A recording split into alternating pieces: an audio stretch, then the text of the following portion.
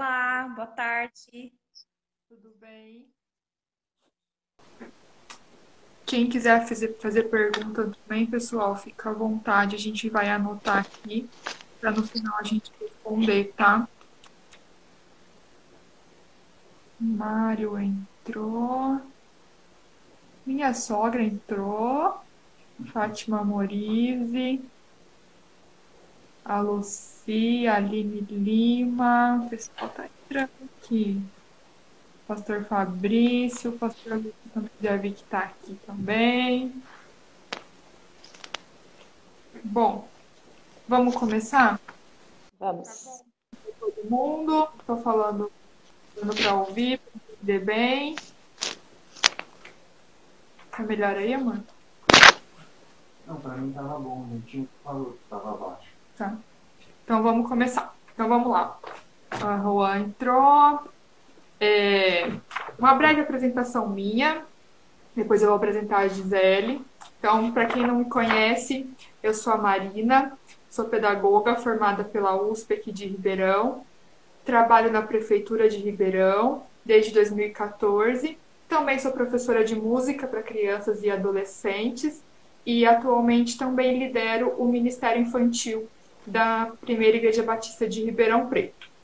Eu tive que conversar com a Gisele Ribeiro, que é psicóloga, formada na Universidade Metodista de São Paulo. Ela já atuou por 5 anos como diretora de um projeto social com crianças em vulnerabilidade social e atualmente ela trabalha com jovens e adultos em seu consultório. Também é esposa do pastor Lúcio e mãe de 2 filhos lindos que tive o prazer de dar aula de música para eles. Então, por que a gente está fazendo essa live? A gente está fazendo por causa desse mês de maio, que agora é o mês do Maio Laranja. Por que acontece isso?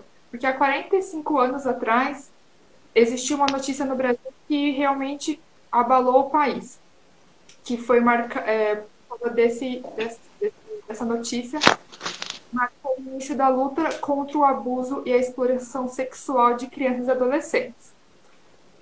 Uma criança, uma menina chamada Araceli Crespo, ela tinha 8 anos quando ela foi sequestrada, violentada e assassinada.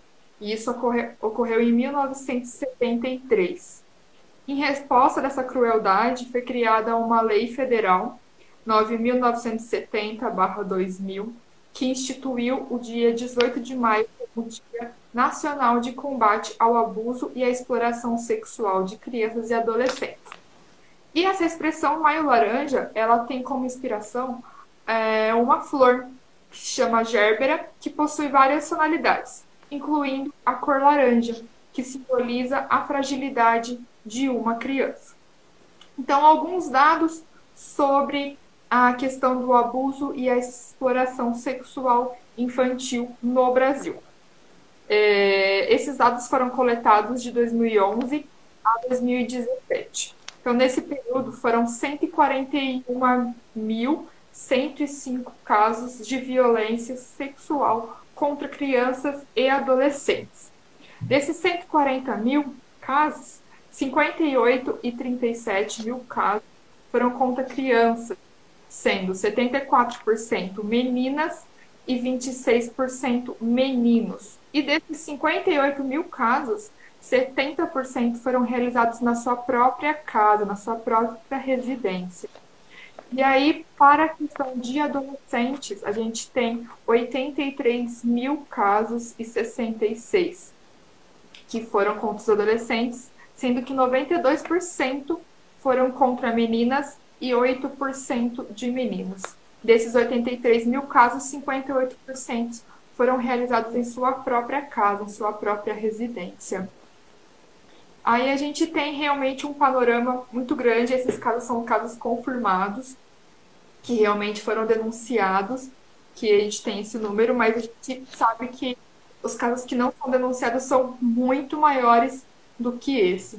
A gente tem uma pesquisa que foi realizada e está na página do Maio Laranja, que é uma das páginas que tem mais seguidores e pessoas que realmente estão dispostas a combater essa violência, que a cada 3 horas, uma criança, a cada 1 hora, 3 crianças ou adolescentes são realmente abusados ou explorados sexualmente. Então, um número é muito, muito grande com relação a isso. Gi, você quer falar alguma coisa sobre isso? Quero sim. Eu acho que esses casos que a Marina trouxe, né, esse número, ele é um número de denúncias que foram feitas, né? Eu imagino que eu vi os mesmos dados e vi que, na verdade, é uma quantidade de denúncias. Mas o que a gente precisa olhar criticamente esses dados é que a maior parte dos casos de violência infantil não são denunciados, né? Não são reportados.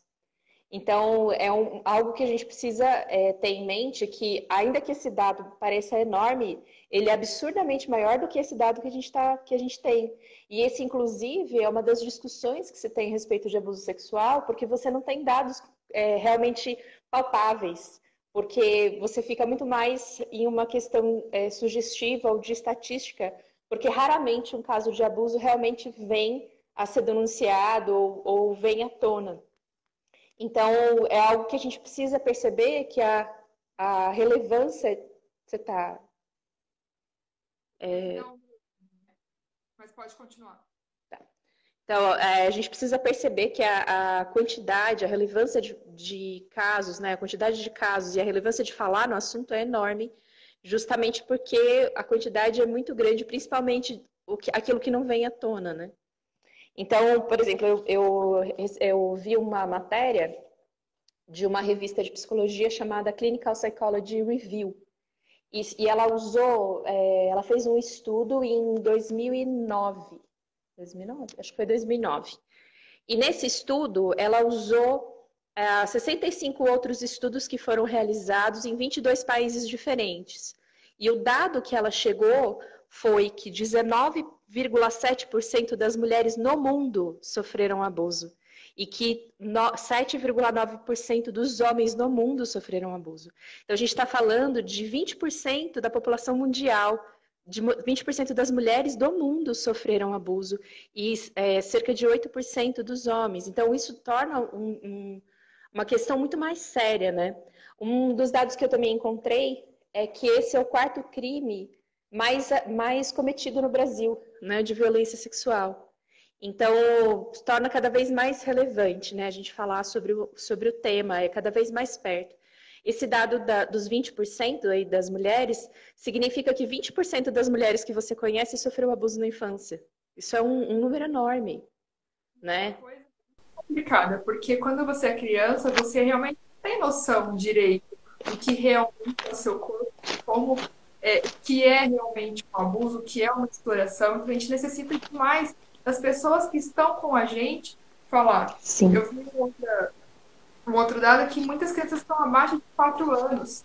Sim. Crianças de 6 anos não sabem conversar, não sabem se expressar direito ainda. Então, realmente, o cuidado do outro, de você realmente pensar naquelas crianças que você está vendo. E às vezes elas não falam agora, mas isso vai gerar um trauma e no futuro conseguir entender que talvez é onde a gente consegue chegar nesses 20%, mas muitas pessoas ainda não falam, elas não têm coragem de falar, não sabem com quem falar, como falar, e nem o que realmente elas sentem para poder falar, né? Às vezes elas não são capazes nem de detectar o abuso, né? De perceber que aquilo é uma coisa equivocada, uma coisa errada. Ao longo eu me converti tem 19 anos, né? E ao longo desses anos eu eu acompanhei, né, casos de mulheres, de meninas que sofreram abuso na infância. Então eu não trabalho com crianças, né? Eu já trabalhei nesses 5 anos do projeto e lá eu também lidei com casos como esse. Infelizmente, quando ainda estavam acontecendo. Mas os casos que eu mais lidei, mais acompanhei, foram já mulheres adultas, já tinham passado muitos anos depois que o abuso aconteceu, e eu lidei com as sequelas, junto com elas, do abuso. Então, eu realmente, para mim, ficou cada vez mais evidente que a quantidade de casos que a gente tem é muito, muito, muito grande, né? Então, eles estão falando do som aqui. Então, a quantidade de... Você quer testar o seu? Pode falar, depois eu vou falar mais perto e um pouco mais alto. Então, a quantidade de casos que a gente tem é realmente muito grande, né? Então, falando um pouquinho mais, né, ajudando aí na definição, para a gente começar a entender um pouco mais o que significa abuso sexual, né? Então, vamos para a conceituação, né? Abuso sexual é quando um adulto ou um adolescente maior usa uma criança ou um adolescente menor para estimulação sexual de qualquer ordem, né? Então, o que vai incluir aqui? Ele vai incluir que esse adulto ou esse adolescente peça ou pressione a criança para... Desculpa, pessoal, deu um problema aqui que eu não sei qual foi. Essa é a nossa primeira live e deu alguma coisa que eu não sei o que foi, mas a gente vai continuar, tá bom? Ela tava explicando. Deixa eu colocar a Gia aqui.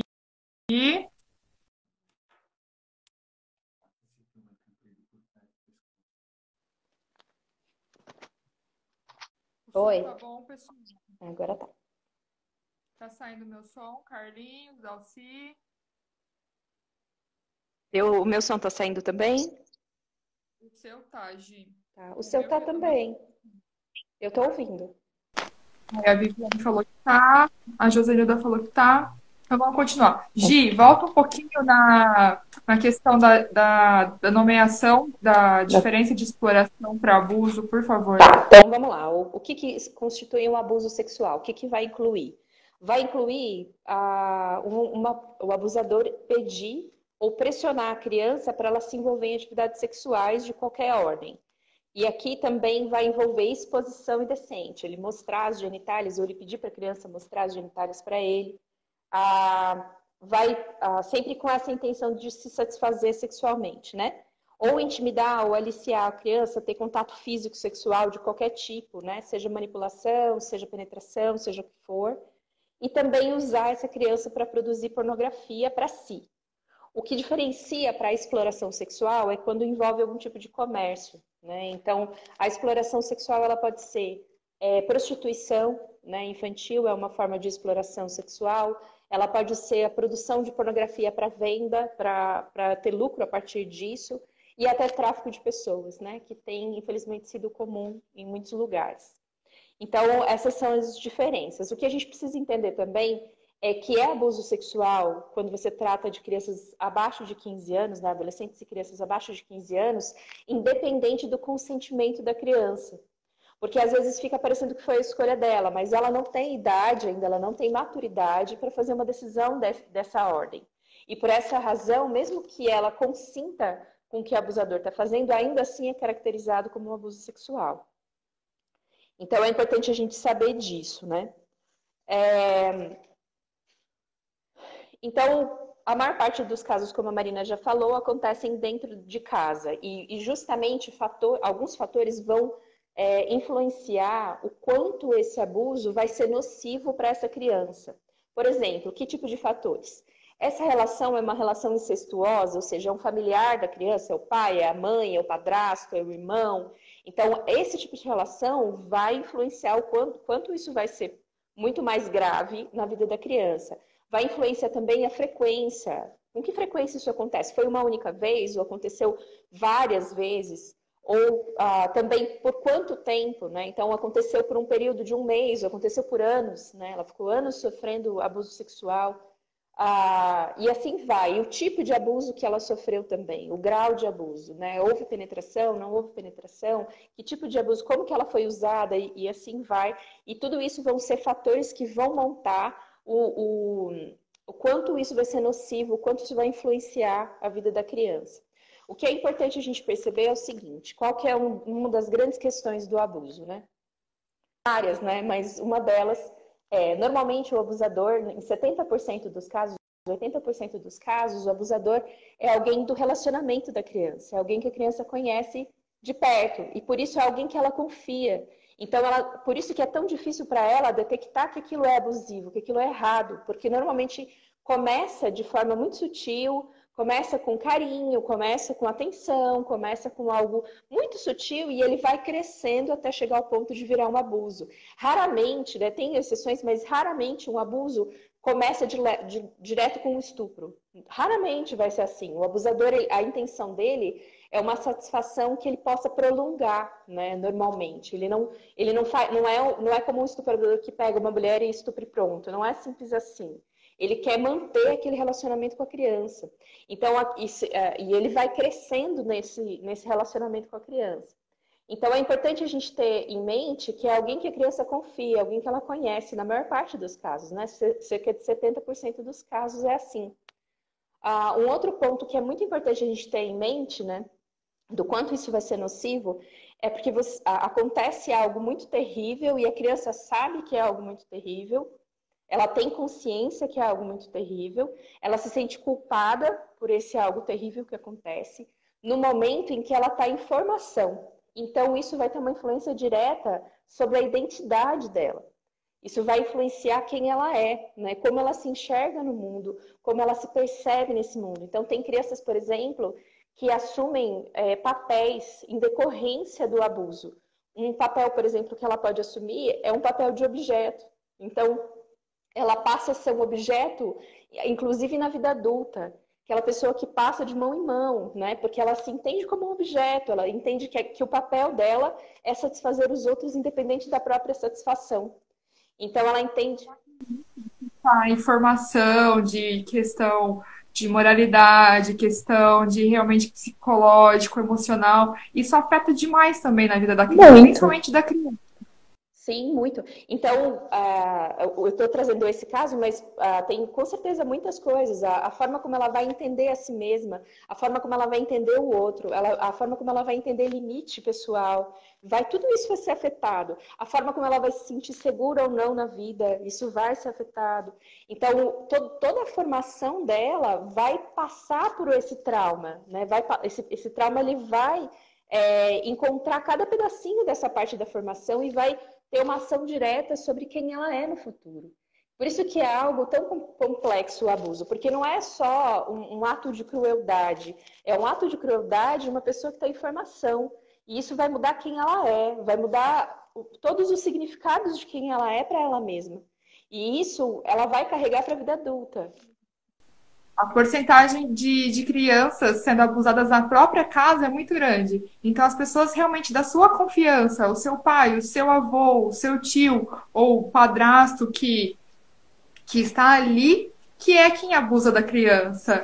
Então, realmente, ela vai ficar muito vulnerável mais pra frente, questão psicológica e tudo mais, porque quem ela ama, quem tá perto dela, que está fazendo isso com ela. Então, é realmente a questão mais triste. E para identificar isso também é muito mais difícil, porque a mãe nunca vai achar que o avô... Teve um caso que eu ouvi numa live essa semana, que era o bisavô que estava abusando de todos os netos e bisnetos há muitos e muitos e muitos anos. Então, realmente, é uma coisa muito triste de você realmente tratar, e tem que ser realmente falado para que as pessoas realmente abram os olhos que às vezes a sua própria casa tem alguém ali dentro que está abusando do seu filho, do seu sobrinho, ou eu que sou professora, do seu aluno, e a gente tem que realmente prestar atenção para tentar enxergar quem que é essa pessoa e realmente ir atrás para tentar ajudar aquela criança. Sim, e é importante a gente ter em mente que às vezes faz parte da cultura familiar. É uma coisa tão maluca que às vezes o avô nem acha que ele está fazendo algo tão errado assim. Mas pra gente, a gente sabe o efeito que isso vai ter na vida daquela criança, né? O quanto isso vai influenciar. Então, é muito, muito importante. Eu acho que toda essa minha fala, né, da influência é justamente porque eu quero apontar para o que a gente pode fazer. Porque prevenção é o melhor remédio aqui, né? Não existe nenhum tratamento que você possa fazer depois que vai desfazer um abuso. Você vai poder lidar com isso, você vai aprender a conviver com o fato de ter sido abusado, de repente lidar com algumas sequelas, algumas consequências. Com certeza, sabe? Com certeza a terapia e outros métodos vão contribuir muito e podem tornar a vida da pessoa melhor, mais suportável. Mas nada nesse mundo vai desfazer. Então, o mais importante é a gente prevenir, a gente arranjar formas, criar meios de garantir que esse abuso não vai acontecer. Sim, tenho toda certeza. E aí, Gi, vamos entrar para outro ponto, que é sobre como identificar que uma criança está sendo abusada? Uhum. Eu acho que na identificação a gente pode ver, olhando, porque não tem como você sofrer um trauma dessa proporção sem uma mudança de comportamento. E normalmente as mudanças são aquela criança que ela se fecha, né? A criança que se torna mais quieta, mais distraída, mais na dela. Era uma criança super alegre, super falante, daqui a pouco não é mais. É uma criança que tende a colocar dificuldades no relacionamento com as pessoas, ela vai se afastando dos relacionamentos. É uma criança que está sempre assustada, está sempre com medo. Se você percebe que tem alguma coisa que está incomodando, ela vai se distanciando tanto dos pais quanto dos amigos. Então, esses sinais são sinais claros que tem alguma coisa errada acontecendo, algo está incomodando essa criança. E precisa ser investigado com muita propriedade, né? Tem uma autora muito boa sobre o assunto que fala que quando um abuso acontece, o abusador tira da criança 3 coisas. Ela tira a voz, ela tira o poder e ela tira os relacionamentos. Ela tira a voz porque normalmente o abusador usa de manipulação para fazer com que essa criança não fale sobre o assunto. Porque para ele o ganho é justamente ninguém saber. Para ele continuar abusando e para ninguém saber, é para ele não ser exposto. O segundo é o poder, porque normalmente tem uma questão de poder, né? Esse abusador, normalmente, ele é mais forte, ele é mais convincente, ele inclusive, às vezes usa de ameaça, né? Olha, se você falar para alguém, eu vou pegar seu irmãozinho e vou fazer a mesma coisa. Ou se você falar para alguém, eu vou matar você. Ou vou matar sua mãe, ou vou matar seu pai. Então, ou faz a criança se sentir culpada. Então, ele tira o poder da criança de escolha. E a terceira coisa que ele tira são os relacionamentos, porque para conseguir manter sigilo de uma situação dessa, não tem como ela ser próxima dos pais, não tem como ela ter um canal aberto com os pais, porque ela precisa ter, é uma relação de segredo. Então, o abusador tira tudo isso dela, né? Então, por isso que é tão importante observar. Essa criança está se distanciando por quê? O que está acontecendo? Tô vendo que ela não está querendo brincar mais, ela não está querendo conversar mais, está mais embotada. O que está acontecendo? Vamos avaliar, chega perto, né, para saber. Sim, e aí tem outras coisas que a gente precisa ver, de outros sinais, por exemplo, essa questão da criança se ficar mais introvertida é um sinal muito grande, mas também tem outros comportamentos que a gente pode observar na criança, por exemplo, a proximidade excessiva com alguém, por exemplo, porque o agressor realmente ele precisa se aproximar. Então, essa proximidade você tem que ficar de olho, uma pessoa diferente, alguma coisa. Entendeu? Tem crianças que voltam a comportamentos infantis de uma hora para outra. Então, eles voltam com voz de bebê e já não fazem mais essa voz. Tem essa questão. Tem a questão do silêncio, que eles ficam um pouco mais quietos, de realmente não poder falar, porque se falar alguma coisa pode ocasionar, né, o que a Gisele falou, sobre, não, vai me matar, vai pegar minha mãe, vai pegar meu irmão, e outros casos assim. Tem a questão de mudança de hábito também, às vezes a criança quer dormir mais, falta de concentração, ela não começa a não se preocupar tanto com a sua aparência, não se importa de tomar banho, não se importa mais de pentear o cabelo. E são vários sinais que, às vezes, pra gente, é coisas bobas, né? Hoje ela não quis tomar banho. Mas pra você realmente ter um olhar atento, são vários sinais. Esses comportamentos sexuais, falar muita coisa, muitas palavras, ou mesmo as crianças que não falam, de desenhar as partes íntimas, e outras coisas, realmente pode indicar que essa criança está sofrendo algum tipo de abuso, fora as identificações mais claras, né? Como as marcas de agressões mesmo. Sim. A gente às vezes não vê porque está nas genitárias, mas que elas existem. Eu, como professora, a gente realmente observa na criança se vem com alguma marca de casa, para a gente olhar. Se alguma criança veio com essa marca, a gente vai entrar em contato com a família para saber melhor o que aconteceu, o que foi, se a mãe está sabendo, se não está sabendo. E aí outras coisas dos adolescentes, por exemplo, são as doenças sexualmente transmissíveis e a gravidez precoce, né? Porque Mas aí já são sinais que. grávida. Uhum. É porque ela tá namorando o fulaninho, mas será que é por causa disso mesmo? Então, tem outros casos que a gente precisa prestar atenção para realmente saber diferenciar o que realmente é abuso ou não. E são realmente questões muito pequenas na nossa cabeça. Uhum.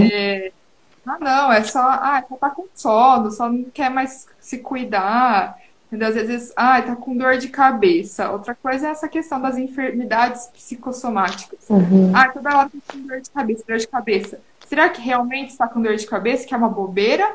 Ou será que isso é um reflexo daquele abuso e que o corpo da criança está se expressando daquela forma, Uhum. né? Outra questão também é sobre a queda do rendimento escolar.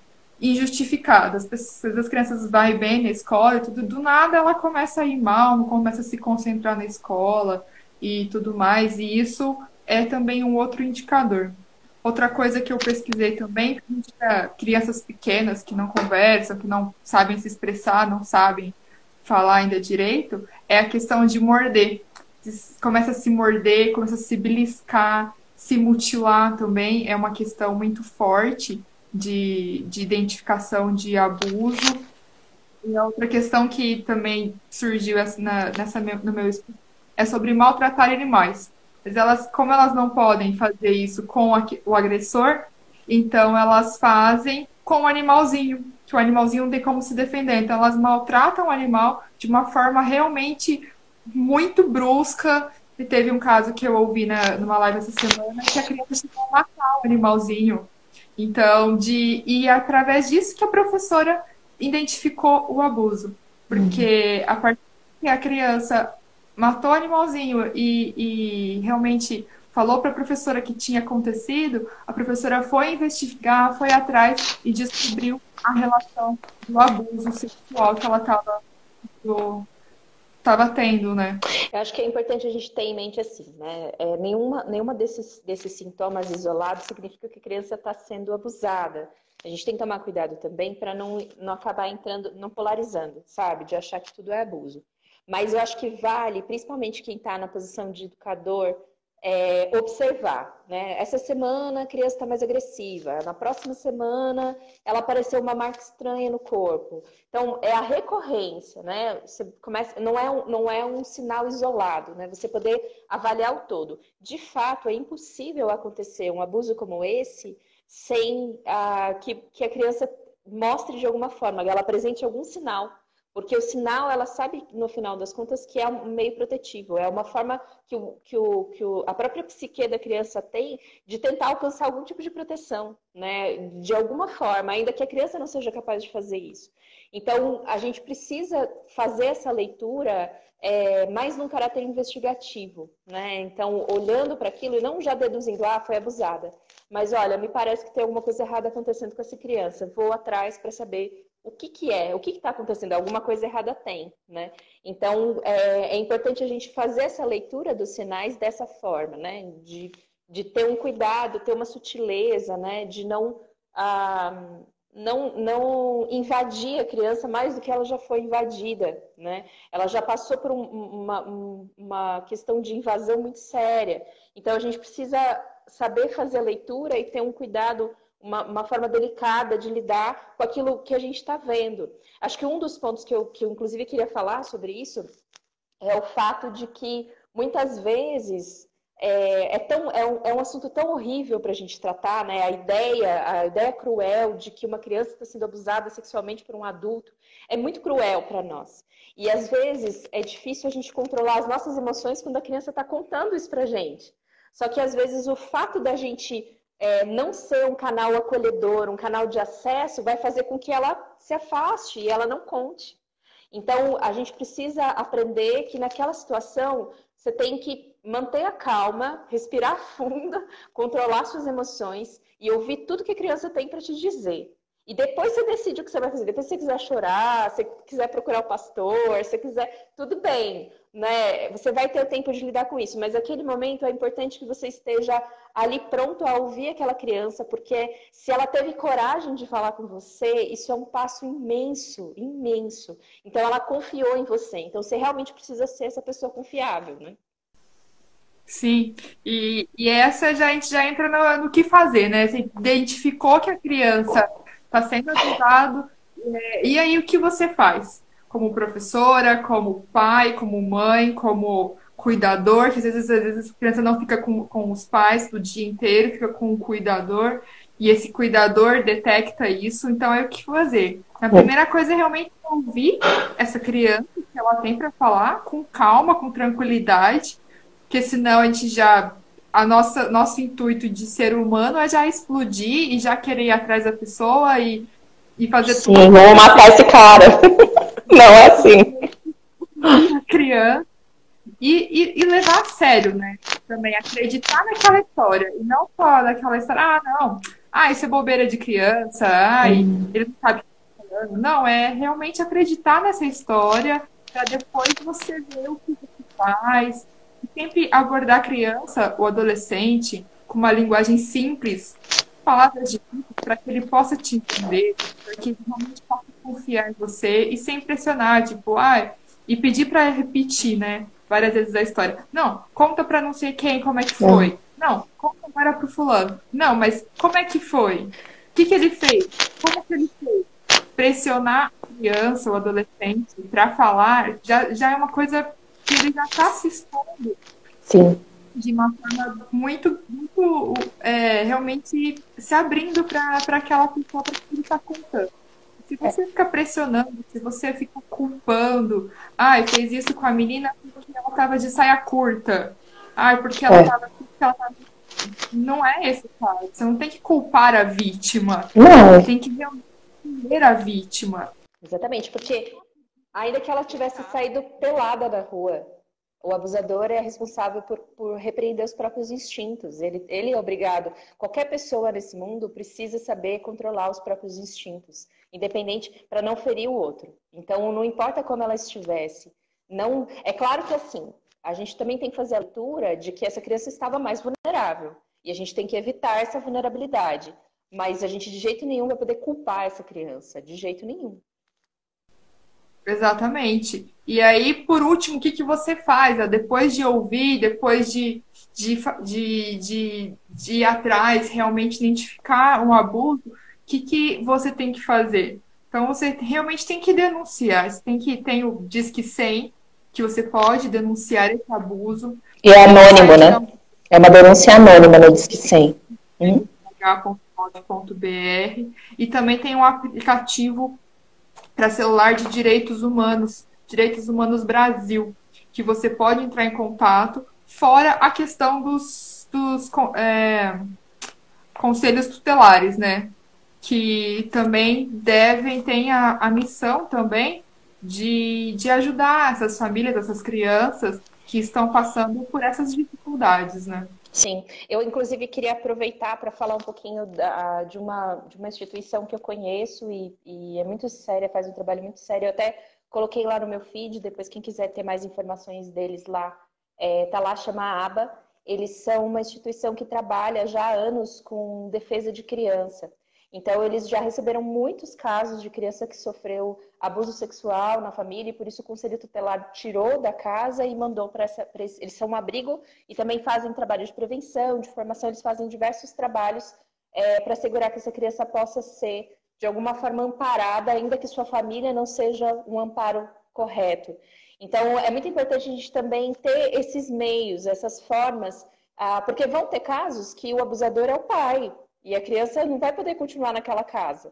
Então, a gente precisa também ter essa visão de que a gente precisa ter esses órgãos que nos ajudam, que contribuem para que essa criança possa ficar segura, né? Então, depois, se alguém quiser saber um pouco mais sobre a ABA, tem lá. Eles já atuaram, inclusive, em exploração sexual, em tráfico de crianças, assim, em crianças que foram usadas de alguma forma para prostituição.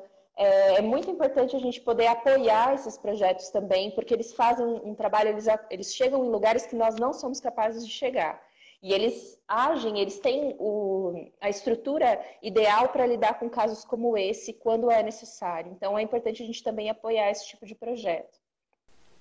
Sim, muito legal. Gi, vamos para a parte das perguntas, porque já são quase 15 para 6. Não Uau! quero passar muito. Ah, 1 hora, já está passando super rápido.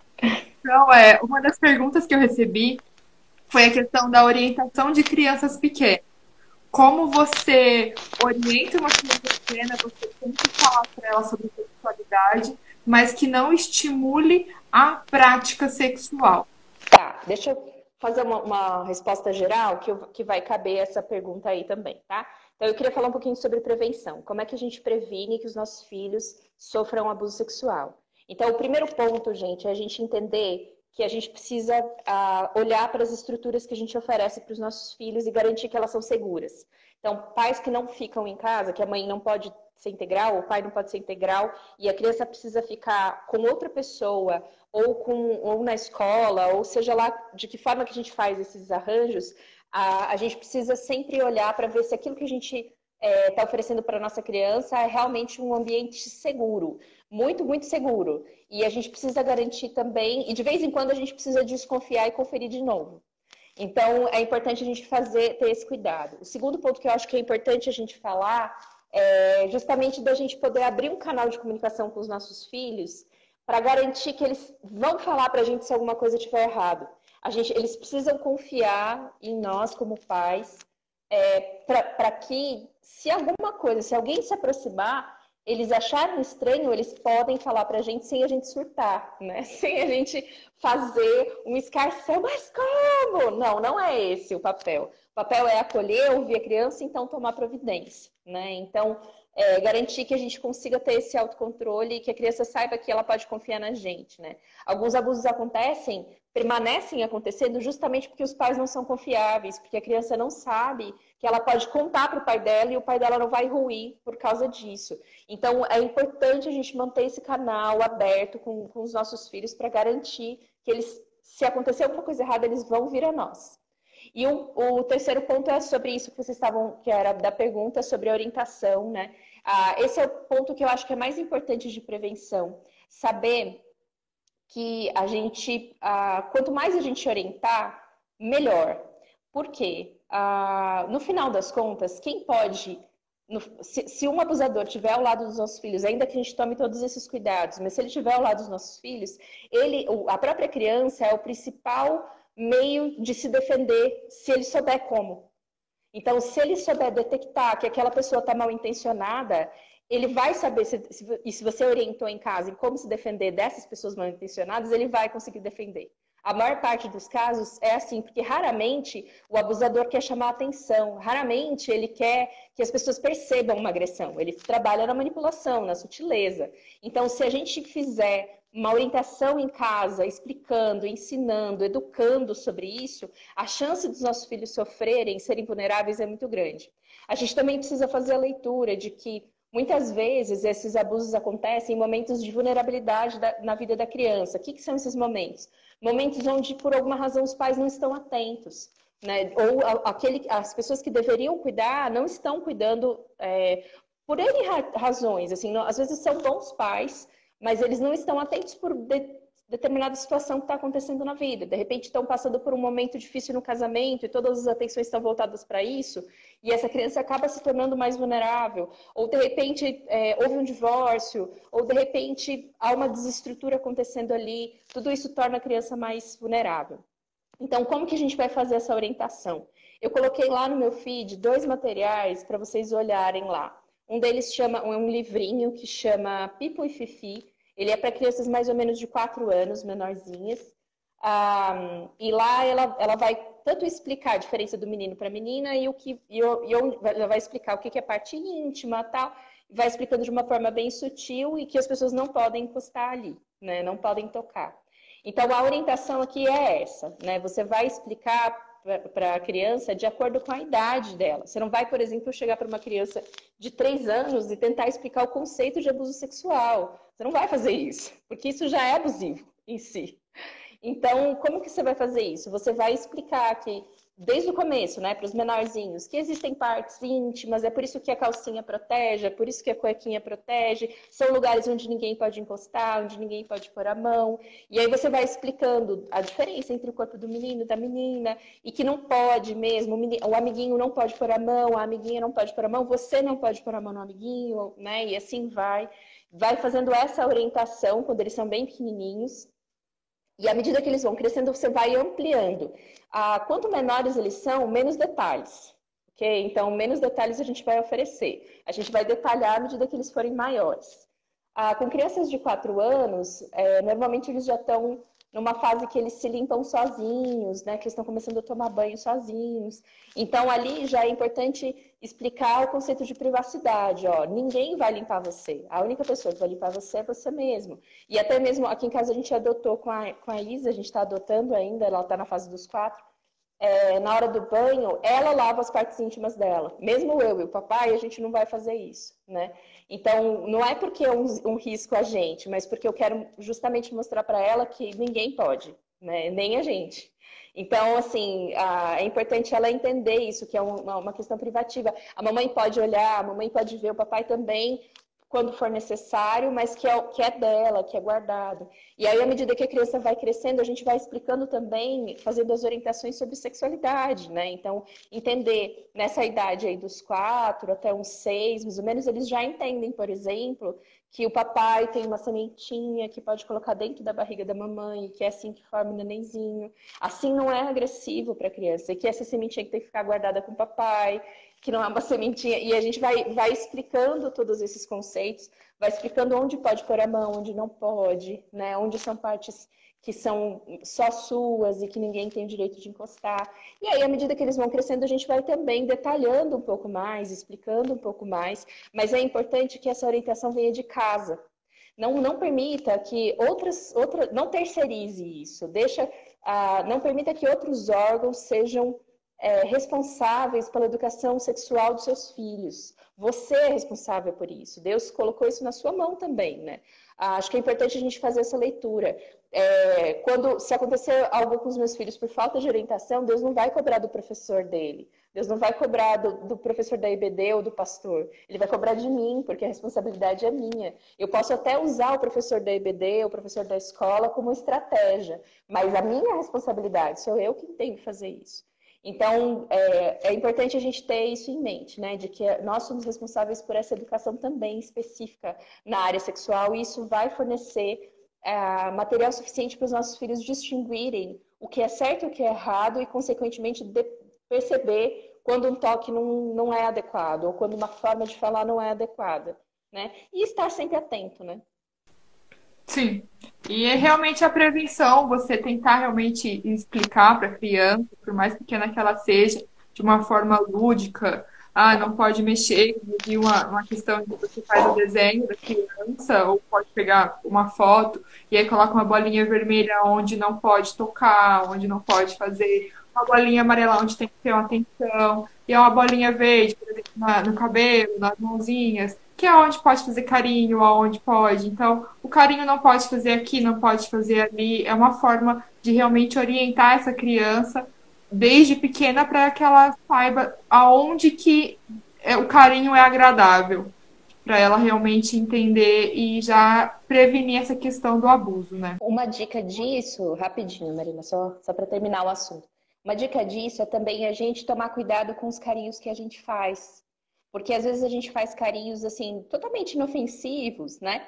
Mas que se outra pessoa fizer, não pode. Então, por exemplo, essa brincadeira de beijar a boca da criança, por exemplo, se você tem essa liberdade com seu filho, é muito importante que você diga que a única pessoa que vai fazer isso é você. Que ela tem que ter certeza que você é a única pessoa que pode fazer isso.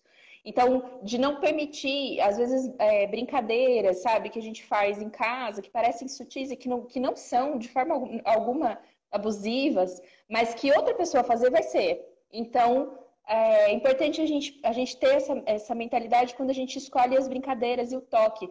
Ser respeitoso com os nossos filhos. Por exemplo, uma coisa que a gente faz, principalmente com o Lê, que já tem 7 anos, é quando por alguma situação, é raro hoje em dia, né?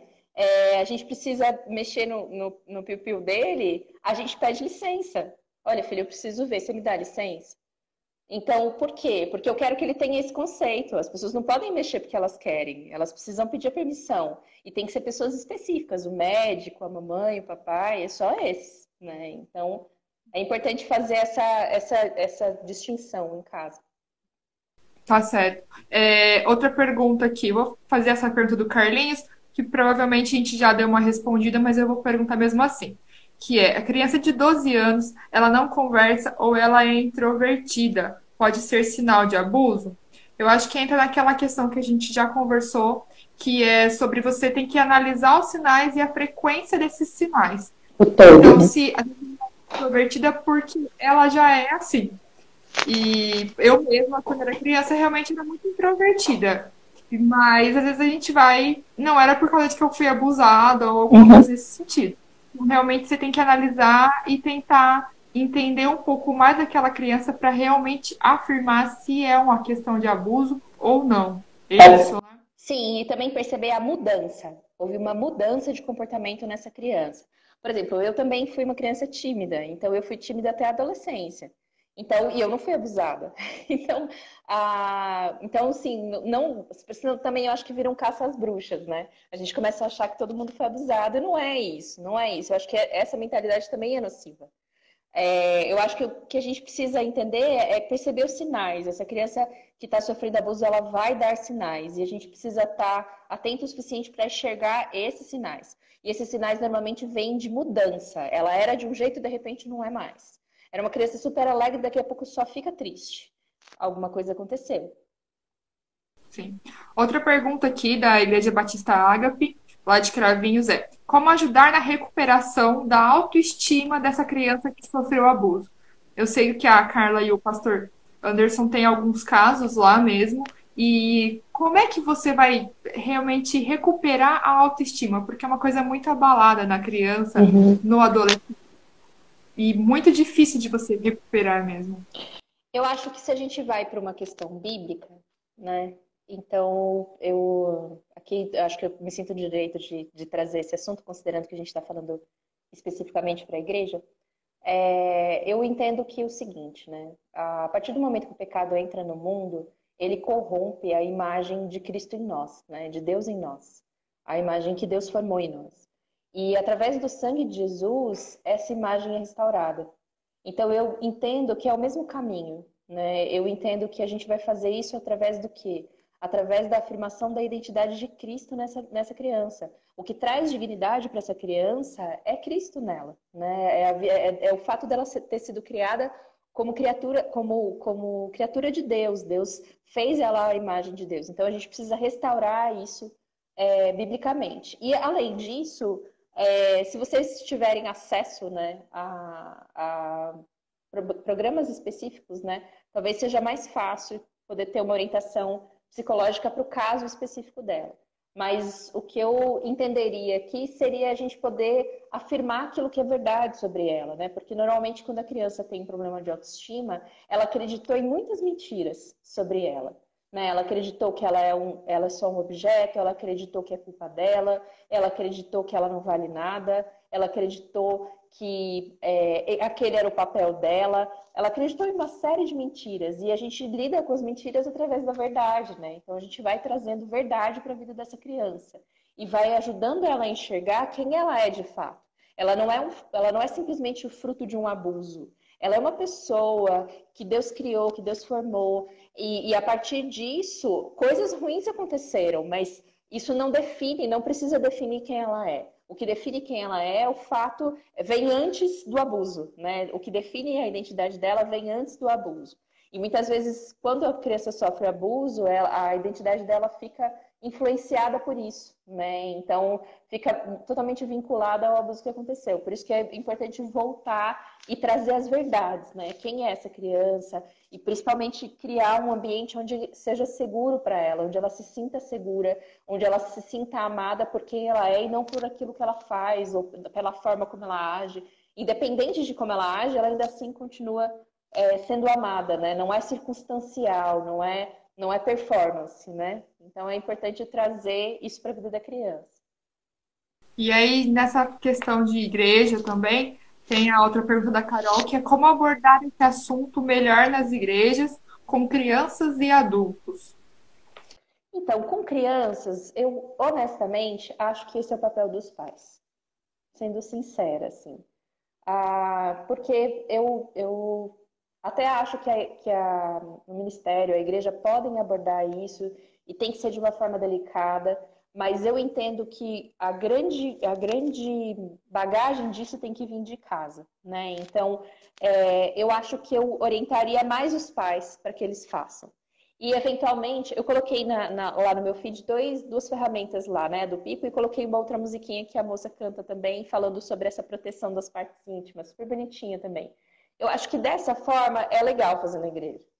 Agora, a gente tentar ensinar um conceito tão complexo dentro da igreja, eu acho que a gente corre o risco da gente se perder, né?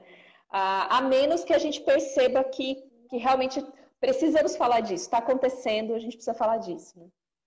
Exatamente. E falar realmente que existe homem e existe mulher e que foi que Deus criou e tratar dessa forma e não realmente da sexualidade realmente propriamente sobre o abuso. A gente tem que estar atento como professor de qualquer lugar da igreja ou da secular, escola secular, sobre a questão dos sinais que a criança pode dar. Sim. E aí, se relatar algum sinal, você realmente interage e entra, às vezes, em algum assunto sobre isso.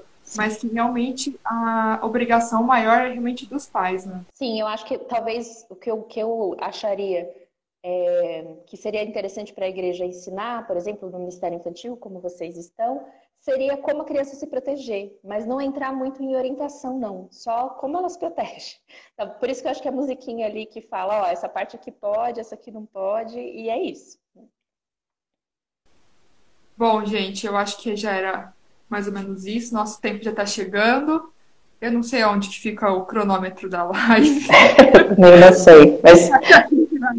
A primeira parte que teve problema a gente já salvou no IGTV. Eu vou tentar salvar essa. Mas agradeço muito quem esteve participando dessa live. A gente vai tentar depois editar e colocar ela no YouTube para que mais pessoas possam assistir, mais pessoas possam realmente saber mais sobre o tema e a gente realmente falar mais. Porque a partir do momento que a gente começa a falar, realmente as coisas vão acontecendo e as pessoas vão realmente se interessando mais e sobre isso. Então, eu agradeço demais a participação da Gisele, que está aqui com a gente hoje, trazendo um pouco dessa parte. Foi realmente abençoador, Gi, muito obrigada. Que Deus realmente continue abençoando a sua vida, a sua família, que é uma família linda. Sim. E o que você precisa também, a gente está aqui para poder ajudar você de qualquer forma que a gente possa. Então, muito obrigada a todo mundo que ouviu, que esteve presente com a gente. E é isso aí. Quer falar alguma coisa? Eu quero, antes de acabar, né? Eu quero agradecer a oportunidade de poder falar desse tema. Eu acho que é um tema muito, muito relevante, muito importante da gente falar, muito recorrente. E acho que é muito interessante a gente poder... quanto mais a gente fala sobre isso, menos vai acontecer, né? No dia 18 de maio foi o Dia Mundial, né, da Prevenção. E eu vi algumas pessoas falando, isso precisa parar. Com certeza esse é o nosso desejo, mas a grande verdade é que isso não vai parar. Então, e a gente precisa fazer tudo o que tiver ao nosso alcance para ajudar as vítimas a deixarem de ser vítimas. Se a gente está numa posição na igreja de enxergar que tem alguma coisa errada, a gente precisa atuar ali, a gente precisa se responsabilizar, a gente precisa ver e a gente precisa ser resposta para situações como essa.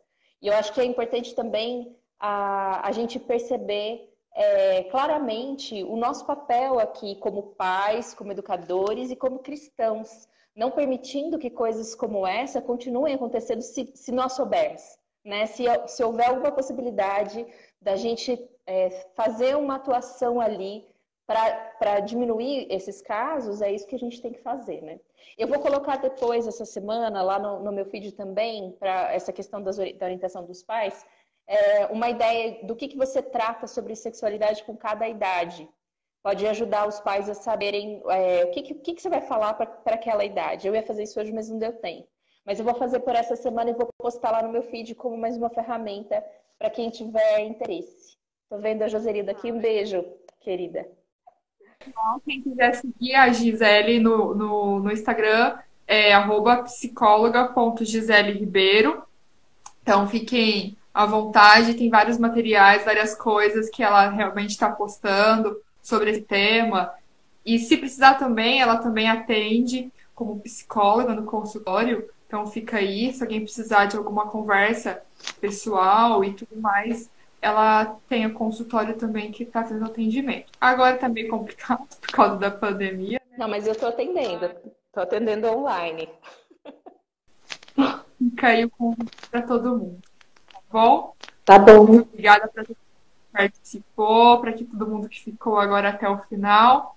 E eu vou tentar salvar a live para que mais pessoas possam ser alcançadas. Joia, obrigada pelo convite, Marina. Obrigada, Pibi, pelo convite. Muito obrigada. Sou muito grata mesmo por esse tempo. Um beijo para todo mundo e até a próxima. Tchau, queridos.